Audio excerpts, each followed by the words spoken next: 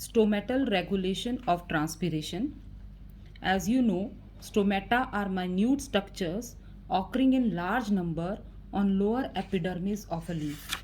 Now, the transpiration, it occurs as long as the stomata are open, but it stops when they are closed. The opening and closing mechanism of stomata, it is regulated by the amount of water and solute present in the guard cells. As the stomata open, that is during daytime, diffusion of gases in and out start fulfilling the needs of photosynthesis. At the same time, when stomata are open, they allow transpiration to occur from them. Now, for any reason, if the water content of the leaf is falling short, the guard cells, they turn flaccid and stomatal opening get closed. And when the stomatal opening get closed, transpiration stop. Guard cells, they have chloroplast in them. So during daytime, they undergo the process of photosynthesis by which they produce glucose. This glucose increases the concentration of solute inside the cell sap of guard cells. Due to more concentrated cell sap, guard cells, they start absorbing water from surrounding epidermal cells and turn turgid. As they turn turgid, they open the stoma which is guarded by them. Now, in the evening, as the rate of photosynthesis decreases and at night it stops, due to which concentration of glucose in the cell sap of guard cell decreases. So cell sap of guard cells turn hypotonic and it start releasing water towards epidermal cells by exosmosis. Guard cells turn flaccid and stomata get closed. Leaves of some plants, they wilt during the day, that is during midday, and recover in the evening. This is also one of the important question. In some of the plants like balsam, leaves of the plant, they wilt during day, that is during midday.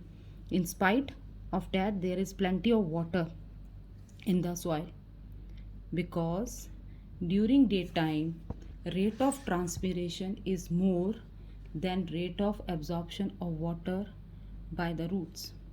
So as more transpiration is occurring, by which the cells of the leaf turn flaccid and leaves droop down or wilt.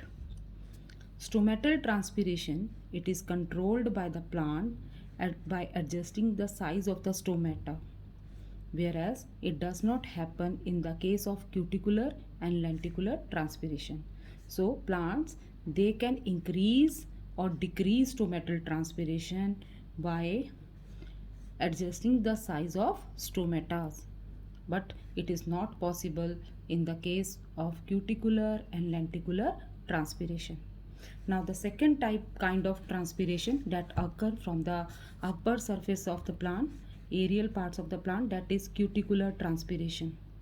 But a cuticle, it is a waxy layer which is secreted by epidermal cells on the both surface of the leaf.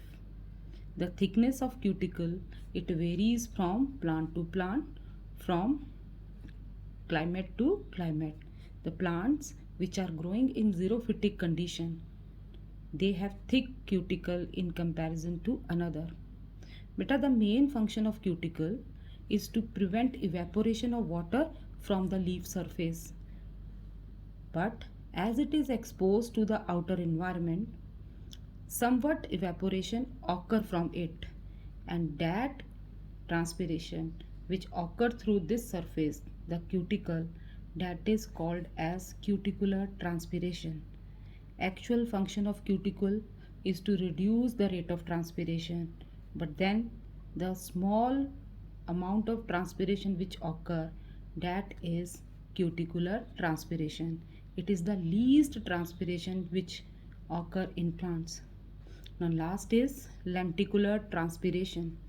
Lenticels, These are the small openings which are developed on old woody stems and roots. They allow diffusion of gases for respiration as well as photosynthesis. Lenticels, they never get closed. They remain open throughout the lifetime. So, as they are open plant, they expel out water from these pores also, and that transpiration is called as lenticular transpiration. So this is all about the three kinds of transpiration. Now next we will start with factors that affect transpiration.